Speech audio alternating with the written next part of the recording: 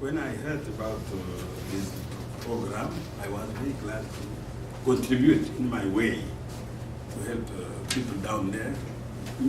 Most of them, the kids, because as he told you, I was teacher back there. I was school. Inspector? No, before becoming, I was a school director of the school, and which we call here, but Principal? Principal. Yes. The word was not ready to come here as a principal. I was a principal, and then I was promoted to be expected to run through and see the school and the director and give some counseling. So I left also Congo because of political problem, because I had a problem with the government, and I fled here. Fortunately, Canada welcomed me and helped me to be alive in Congo because I was not sure to live. So I want to present a little bit, not to take too much of your time. Miabi is a village in the Democratic Republic of Congo. Fortunately, I didn't make the copy of this. So this is the Congo in Africa. The Congo is the heart of Africa, and our province is the heart of Congo. You understand? So it's just in the middle of Congo too. Yes. And Miabi, the village we have chosen to help for now, is also the center of the province. So Kasai Oriental, or East Kasai, is one of the 10 provinces of the Democratic Republic of Congo. There are 11, okay. Bandundu, Bakongo, Equateur, Western Kasai, Eastern Kasai, Katanga, Kinshasa, Maniema, Nord Kivu, Oriental, Eastern Province, and then South Kivu. It borders the province of Kasai Occidental, Western Kasai to the west, Equateur to the north, and Oriental to the northeast, Maniema to the east, and Katanga to the north. You see here, it is almost the heart, because all provinces are around this province. East Kasai is one of the richest diamond producing region in the world. The province, the capital is Mbuji-Mayi. The province consists of the following 5 territories. We have 5 territories. We have Kabe, Kamanga, Katanda, Lupata-Pata, and Miabi itself, Chilenge. Now about Miabi. Miabi is a territory of the Chilenge district in the south central of the Democratic Republic of Congo. It is inhabited by the Bakwa Dishi, and it is a tribe, because in Congo we have many of tribes. So every village belongs to a tribe. So Miabi belongs to Bakwa Dishi, and the land, which is approximately 1,900 square miles, is owned by its royal family. That means that before the colonialists power came, there was a kind of royalty. So the chief become by heritage.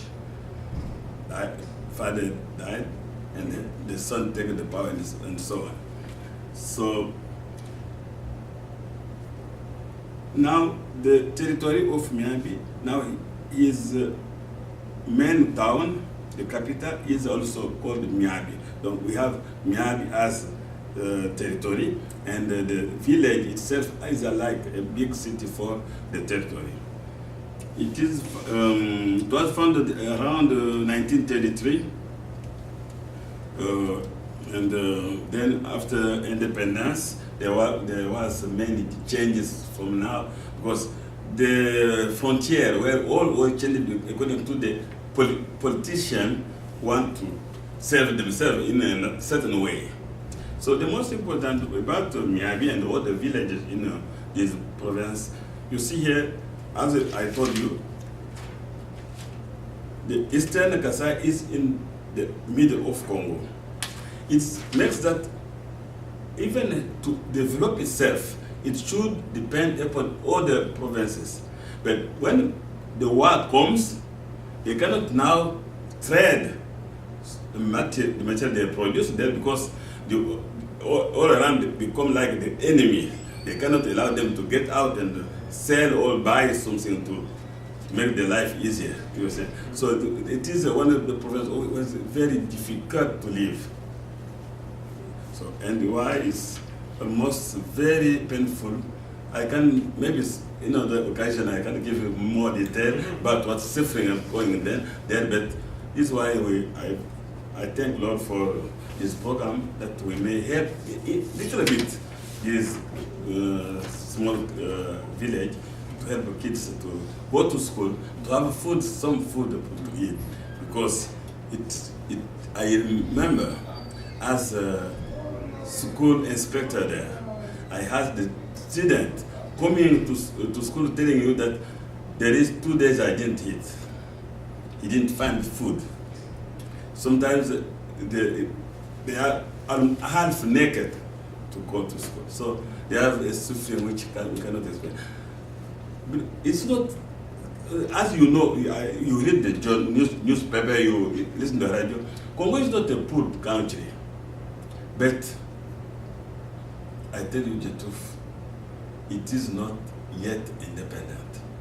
Even though politically or officially it is independent, all is happening down there is decision taken somewhere else, in some big office somewhere, to place who do we want to be president. We choose them and they impose him and so on. So we will speak about that. So this is what the mainly misery is from there. Thank you, Mr. Fortunat. For sure, we will talk about that Yes. also. If we can finish the presentation. Yes, yes. Mr. Jones, can you? Hi, I'm John, but my full name is John Patrick Hira. Yes. You can call me John, you can call me Patrick. It's Patrick, okay. yeah, John Patrick, yes. I'm doing my second year in International Development Studies in the University of Toronto. Okay. I'm also in my co-op, and I'm also minoring in comparative politics. Yes. I moved here to Canada a little over 2 years ago. Okay. From the Philippines, and over there that's when I started volunteering and being part of various non-governmental organizations. Yes. I was working mostly with children and schools around the area from where I study, Okay. and that's where we hosted various events like medical missions, and we even tutored like underprivileged kids. Eventually, I moved here with my family, and now I'm doing, like, aside from my studies, I'm also doing other works with other NGOs and doing some research on the side. Well, one of my focuses for my research and works, especially what interests me, are mostly urban development, Yes. politics,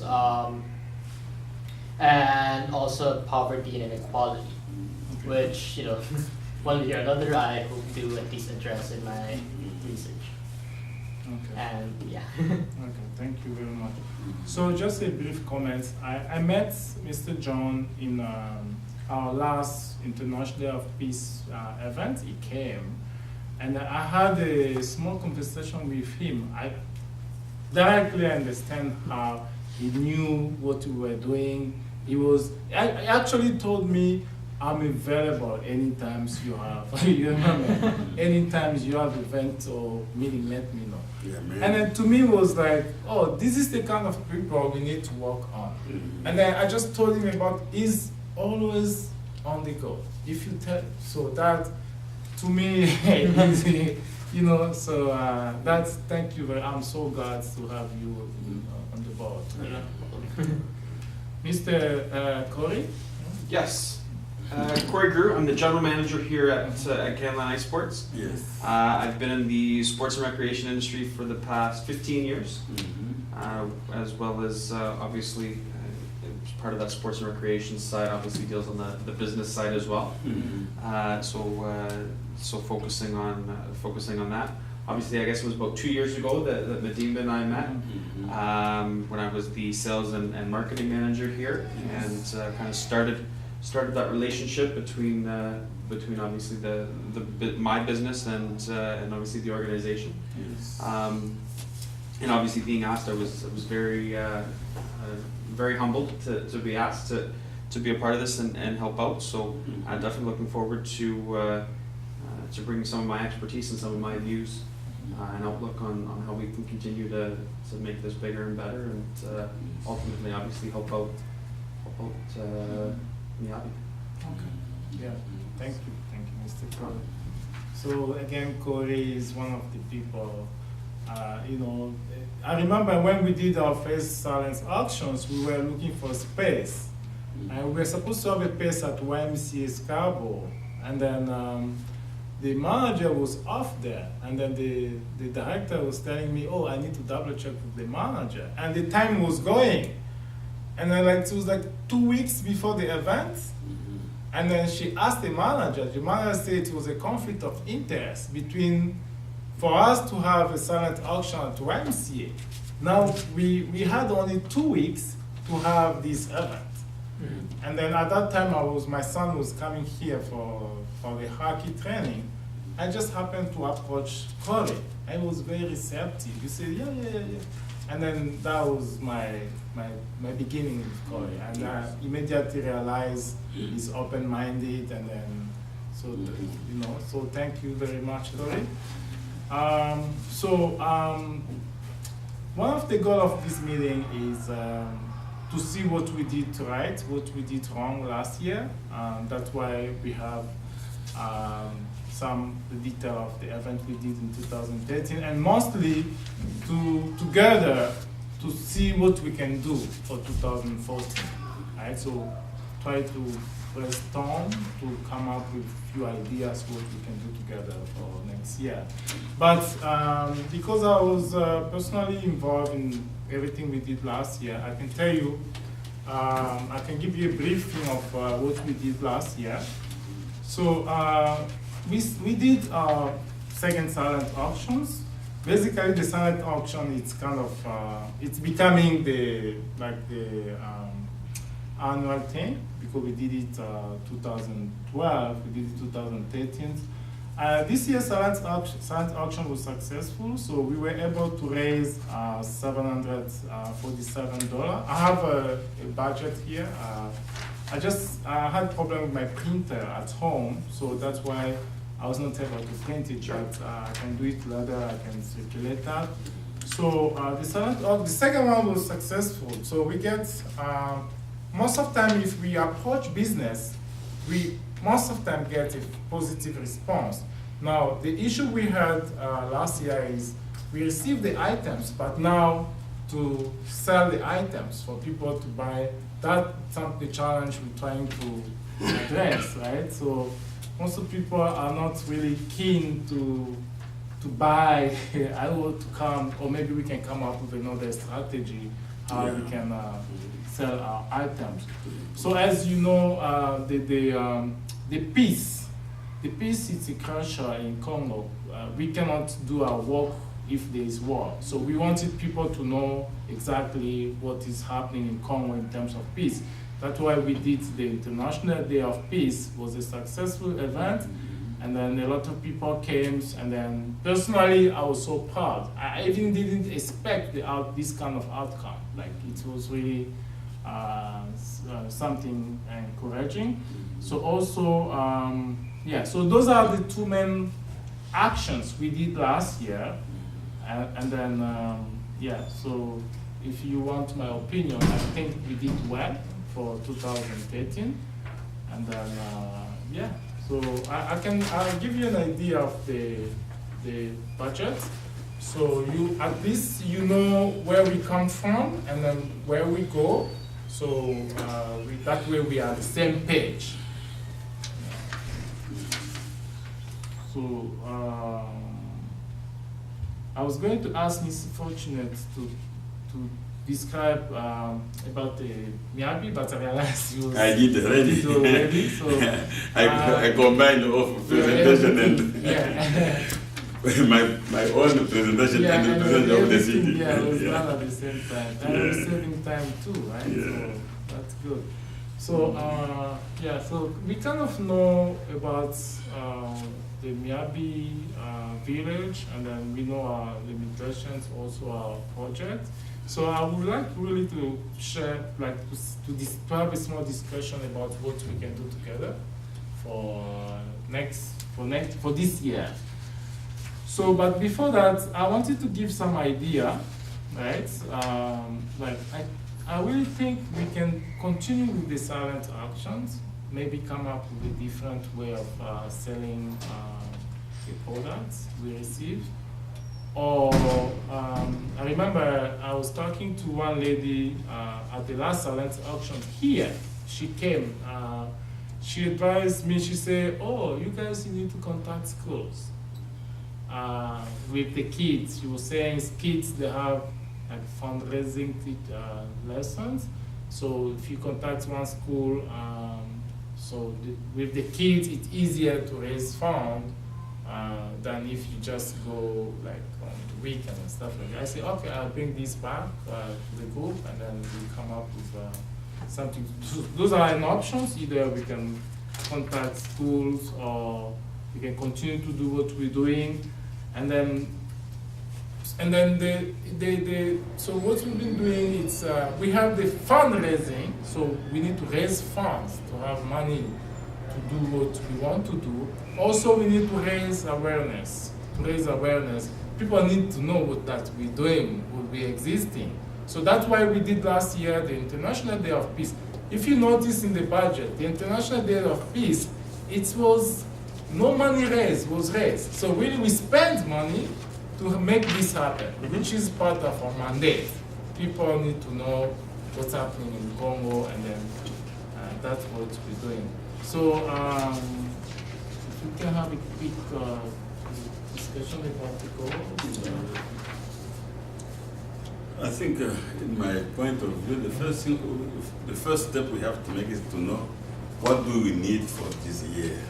What we want to achieve this year, and then know how much it will cost us to reach that those goals. And the third is now know where will we from the money to achieve this goal. We have to make it the start. What's our goal for this year? How much it could cost us, and where will be from the money? I think we have to move that way. What do we want to achieve this year? So the program of our activity for this year. Yeah, I mean, I guess one of the questions is,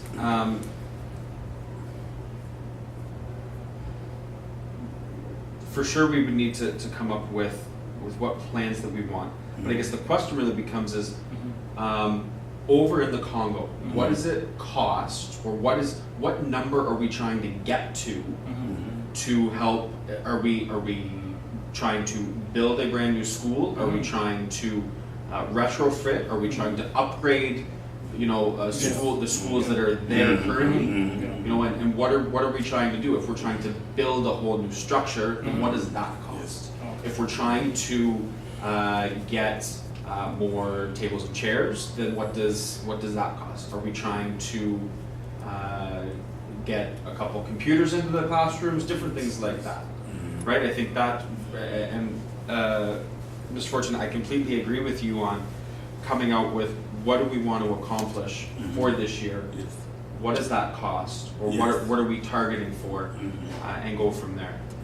I mean, if last year, Madimba, if we had 2 events basically, we had a silent auction and we had the International Day of Peace. One of them trying to make us money, the other one just more of a informational, brand awareness, I guess, from a business standpoint. Then I think maybe we try and do 4 events. Maybe we try and do 1 per quarter. So one event Yes. in January through March, one event Yes. April through June, one event July through September, and then one event October through December. And again, and maybe it is, 2 of those 4 events are informational or brand or awareness, and then 2 are specifically meant to fundraise. I guess the other question is there the capability, I mean, most of the donations are coming from silent auction, but is there any other form of donations just Yes. coming from Very important. mail-in Yes. or phone-in or things like that? Are we leveraging, I mean, I think we've all been on the website, are we leveraging the website enough? Is there an opportunity for people to donate on the website or through the website? I think that obviously would be something where then basically our fundraising runs from January 1st all the way through until December 31st. You know, we can take money and fundraise every single day of the week, every single day of the year, in addition to our special events, right? So it's not, it's not just $750 on one event. It's maybe we target $10 a day, Yeah. right? $10 a day on 365 days out of the year. Yes. It's $3,000, Yes, 12,000. right? That's what. On just something like that. Can you repeat what you say the word there, leverage or something? Leverage, yeah. Yeah. So we've got the website, and I've been on the website. I think it looks really, really good. I think we can continue to develop that a little bit more by adding in basically a part where people can go on and donate through the website. Amen. So you know how you can go on and you can buy tickets from Ticketmaster to go to a Leaf game or something like that, or you can go on to any other. You can go on to Sick Kids. You can go on to the United Way, and you can donate online. So with your credit card, Yes. I can log in and say I would like to donate $100 to the United Way. It's the same sort of thing that we can do there.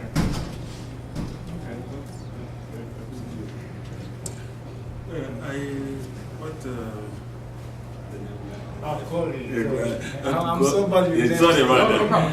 Okay, what you said about what do we need to do down there? Is it a school? Is it which kind of activity? I think for now, the kids down there need school.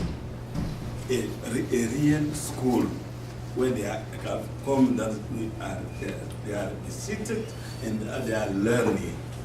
That's the most important. Second challenge is this. The government is doing almost nothing. Most of the tuition in school is paid by the parents themselves, in a way or in another way. So if, for example, we can reach to build a school, even 6 classes, and equip that school with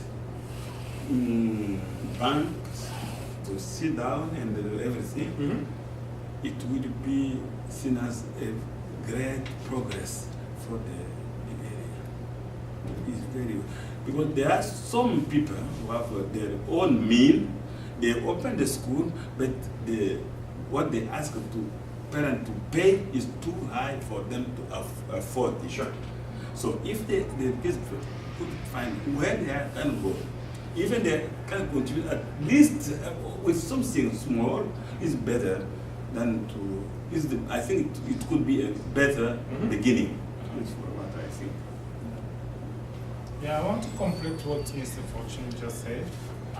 My experience, he has more experience than me. I really rely on his judgment. So my point is, like, we cannot do so many things at the same time. No. And I was saying, that was me. Now it's something that you guys will have to know. Yes. So my idea was, like, we can identify 3 schools, like 3 existing schools that are in bad shape. A lot of them, I know a lot of them are in bad shape. and then 3 identify schools that we know, and then like I know personally schools that they don't have roofs, Sure. right? Mhm. So they don't have no. Actually, there's picture on the website of those schools that we have identified. Mhm. So you know, if we can start from there, maybe we put the roof, Mhm. and put the door, and then the seats. Mhm. That would be the first step. And once we do that, and maybe we can feel okay. Oh, let's go another school build, for example. Mhm. I think we can start from rehabilitating Sure. the existing. Otherwise, it's gonna go. Mm, It's yeah. gonna disappear. Or It is good. yeah. So we rehabilitate.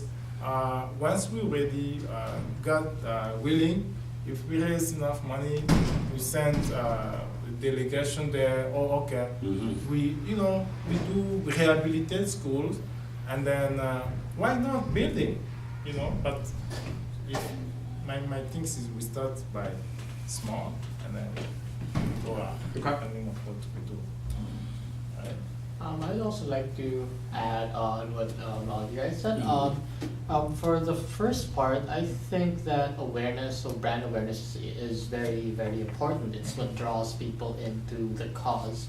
And I think a great way to start with that is to reach out to basically many people, to make ourselves known through possibly conferences for the most part, because universities, schools, so many of them have conferences that happen usually once a month even. It may not even be from one school, but from many different schools. There are a lot of them, which mostly focus on international development, especially in Africa. There are many people that want to help Africa, and there are many people who are very interested, especially in the Congo, who we can also approach through Yes. those means. That's true. Yes. And secondly, with what you guys said, I think it's a good thing that we are also tackling the infrastructure and the rehabilitation of all the schools.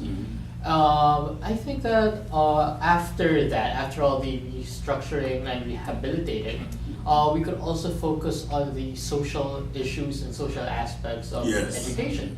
So basically how some students who might not even be able to go to school because they have to work, or some students who can't go to school or can't even eat much because of their current situations in life, possibly like family issues, or I don't know, just being orphaned or alone. Because I remember, I believe it, especially in the capital, I think it also goes with the village where there are many orphans around. Yes. Also, if with the delegation part, I think it would be a great idea.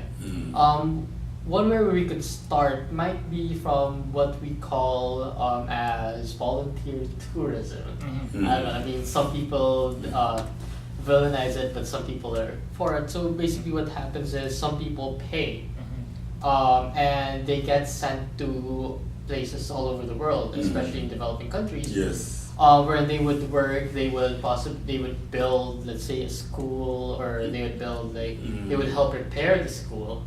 But then they pay, a lot of money, because part of what they pay also goes to the foundation. Yes. That could be a possibility, although it's alright. It's still a bit iffy. So I didn't get the last point you say. You say, I know you talked about the conference at university, and then the last point you mentioned. So Volunteer tourism. yeah, the volunteer tourism. Yeah, so there are many organizations that actually post like volunteer postings on the internet or anywhere, wherein they give people, like kids, the opportunity to go abroad Yes. and travel. But then the children, or whoever the people are, students, teenagers, basically the people who want to go to to want the volunteer experience, Yeah. they have to fundraise a certain amount of money to go to that country, and and there they will do development work. They possibly build the school, or they could help build like I don't know, a washroom or a classroom, and yeah, that's it for the most part. And usually the costs for that are somewhere between $2,500 to $3,000 that they have to pay, and most of it goes for the to the school and basically all the projects that go with the organization. So but that's a government thing, right? I guess. Oh no, it's many organizations do it. I believe World Vision does it. Oxfam, Save the Children. Yeah, Save the Children also does it. You know, many people do it. It's a way for them to actually also fundraise. So how, in case we have to do that, like how to start? Like, do you need Oh, that part? that's something new. Yeah. Well, I believe for that part, we could start with having contact, like solidifying our ground in the Congo, having places to stay, security, addressing all the issues, so that the people who would possibly go there would be, would have a plan or have a program that they would follow. Okay, so thank you. You asked something? So I'm getting a lot of information here. So we talk about having like 4 meetings a year. No, 4 activities a year instead of what we did last year, like 2, right? Every quarter.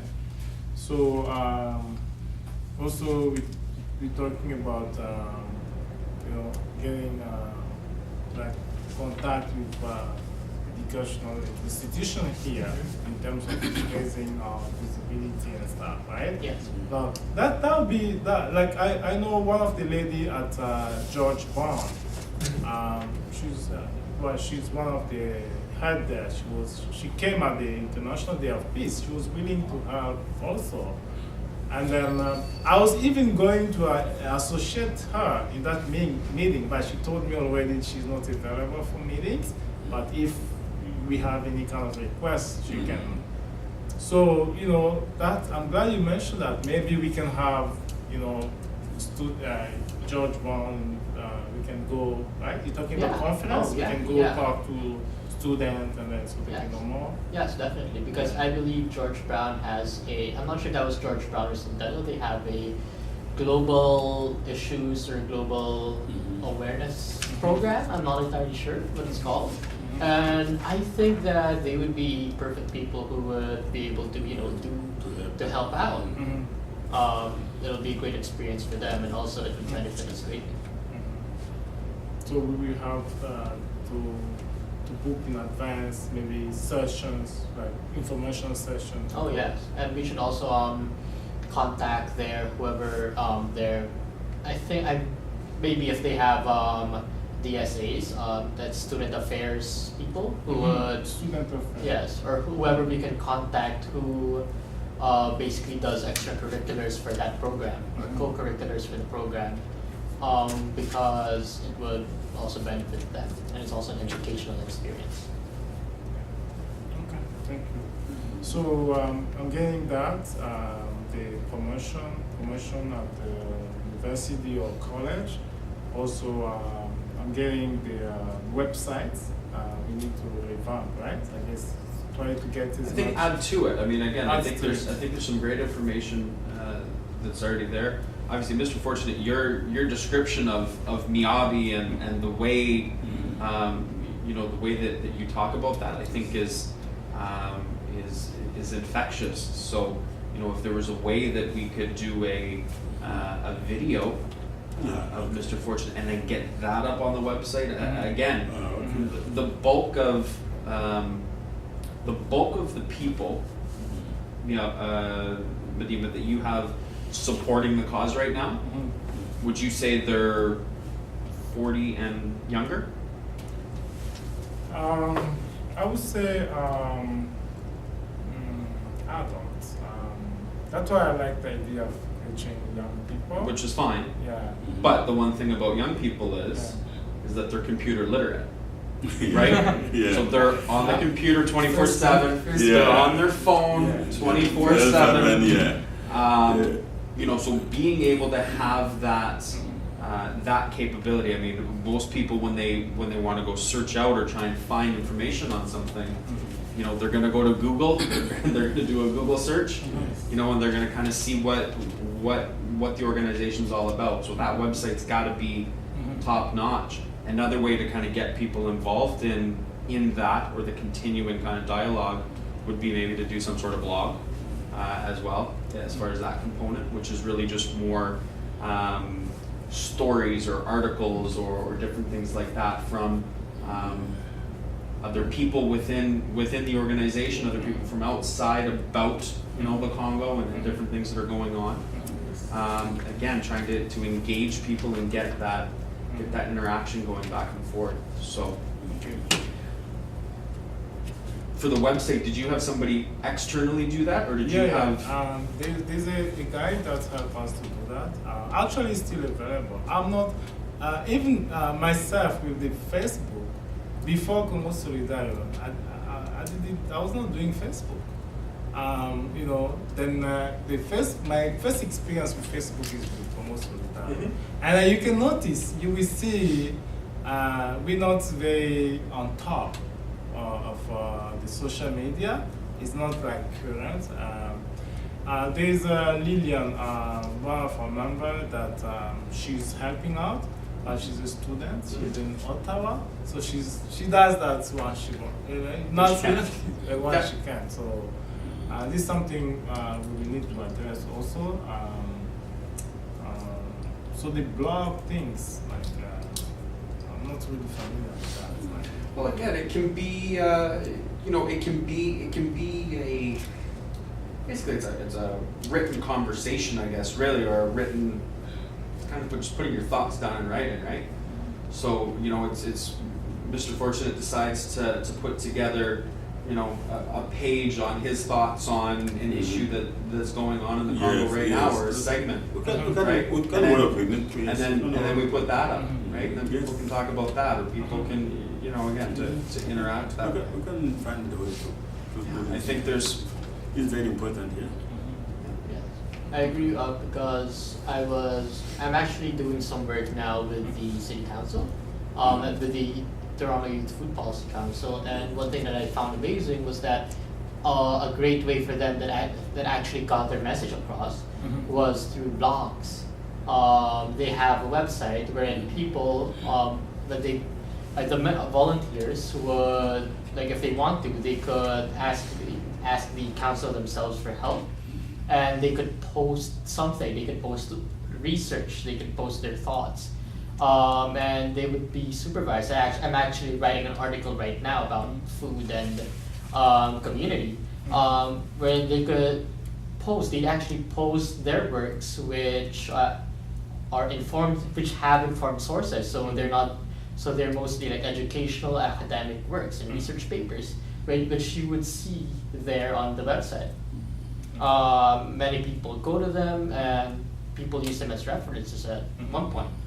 I think it's also a good place for us to cause, how do I say this, website traffic. Where the more people we get to actually look at the website, the more advertisers, for example, want to come in and pay us. It's a good way to also fundraise. Yes. Those are good ideas. Talking about the website, I remember when we did the International Day of Peace, I was talking to Karen, right? She's the manager there. So they've been over 10 years ago. It's a big organization helping young kids here in Toronto.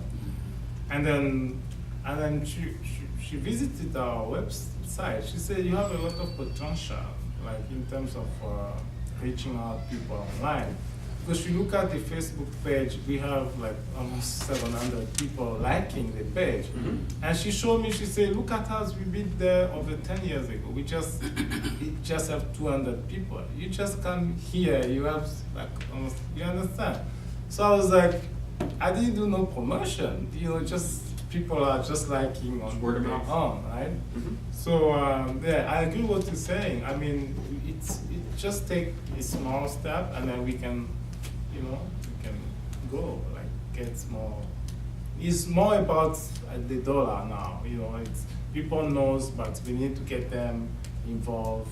So they can also contribute and then. Sure.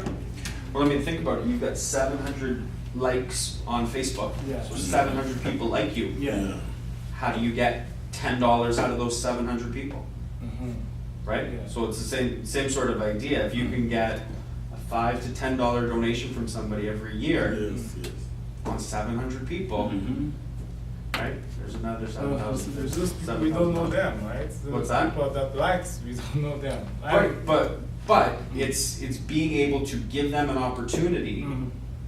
to donate toward a cause, Mhm.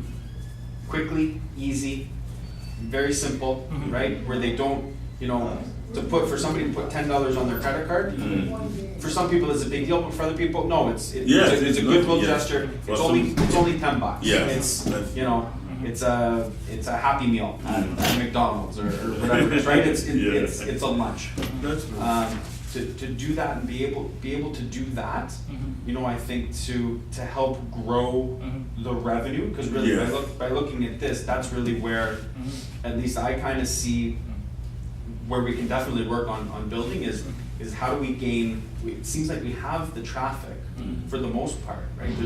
There's enough people that kind of know about what's going on. It's how do we generate a couple more dollars from them, right? Silent auctions, I think, are definitely one good part to that.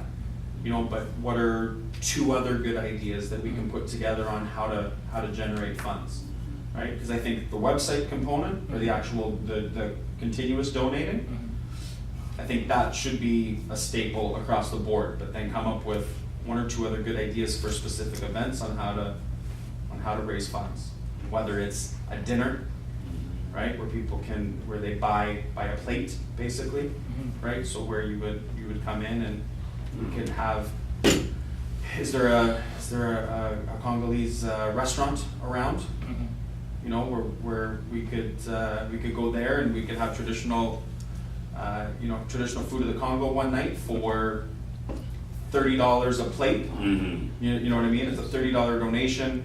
It actually costs $10 to produce the food. Mhm. So we make $20 a plate. Yes. Again, and that can go towards Mhm. the cause. That's true.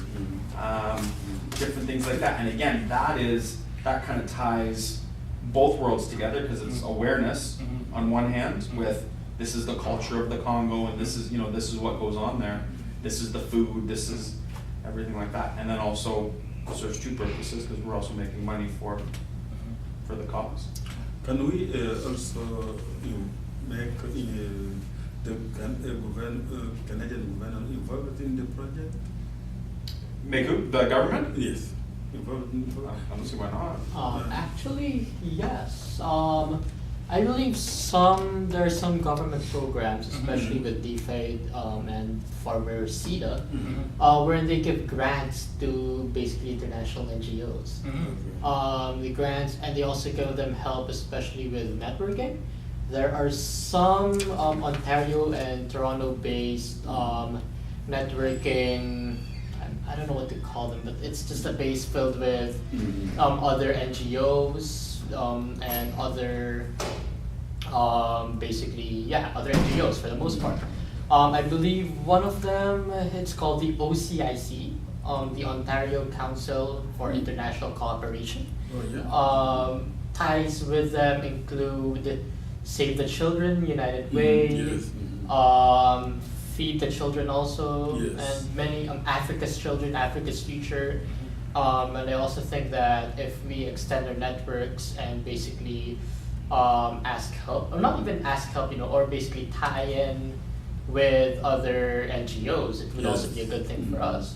Yeah. Because I believe over here, there are some government and non-governmental programs, especially in the schools, which actually ask help from the United Way.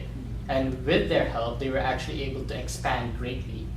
One of them would be the Malvern Family Resource Center, which is an NGO which does after-school programs. One of their biggest beneficiaries, which one was it? Yes. But anyway, Anyway. one of them is United Way, where they were able to get hundreds and thousands of dollars. And now they're actually working with more than 20 schools all over Scarborough. And that's through networking and through tying in with other organizations. Okay, so I guess so to summarize, we have a few points here that we can work on for 2014. So if we can, before this meeting, come up with exact rough idea what we need to do on top of the Day of Peace and then the silent auctions. So Mr. Corey suggests that a dinner or like a restaurant. So I really think like from my experience, right? So like to just have a Day of Peace event, it's time consuming. It's not like you just So I really think maybe 3 events a year. It's realistic. Maybe we can start by 3 a year. So 1 event every 4 months. So that way, maybe if we see next year, it's we have sufficient time. We can go to more than that. Sure. So 3 events a year, and then we're keeping the silent auctions and then the Peace Day. And then the next one would be like something like lunch, like talking about restaurant food, Yeah. or you can come up, think about. Could be a lunch, could be a dinner. Again, Yeah. whatever you would want. Right? Yes. And again, you can tie in, a couple guest speakers, Yeah. right? To Very talk about important. it. Yeah. You could do a couple small silent auction items, or it doesn't need to be, it doesn't need to be as big and as extensive as the one that you do as the standalone. But if it's just a couple items, maybe to do a raffle or an auction while you're there. It's just something for people to do. And again, I think tying it in with a kind of a traditional restaurant with traditional food from the Congo, I think would make sense there. How about the school? What do you feel about the school? Like approaching one school and trying to get the kids? Because I don't know much about how the school they do in these terms, but I was told that To do what? the kids they teach the kid to fundraise money. So Yeah. sometimes kids In some school we have, because I am supplying teachers in the school here. So in some school they have such program of Like kids. fundraising, the kids themselves. But sometimes they have problems. Yeah, because it depends upon the age of the kids who want to send out, and the government sometimes doesn't allow. Yes. So it is very, very. You have to School be board's careful. tough. Yes, we School have. board's very Yes, tough to- yes. to You get have into. to be careful. Okay, so we just remove the school thing. Yeah. So we keep the 3, the dinner, the Peace Day, and the silent auctions. The schools are easy. It's easier not to get into a school, but to get into a classroom. So if there's a teacher, right, that understands the cause and is already supportive of the cause, it's easier to maybe get some information into their classroom as opposed to the school, right? Because the principal or the vice principal or the superintendent of the school board, they don't know what it's all about. I mean, we would be one of thousands of different organizations trying to get into the school. It's probably a little bit easier being a not-for-profit than it would than it is like in my business regularly, right? It's tough. If I want to get in and try and get kids to learn how to skate, it's tough to do that because I'm for-profit. Yeah. So the schools are apprehensive of Yeah. that. Back up, The school college and university is easier than the Yes. yes. Oh, for sure. Yes. Definitely. We can't forget for the little one Yes. to focus Yeah. on the University, I think, yes. is great. Yes. So, Mr. John,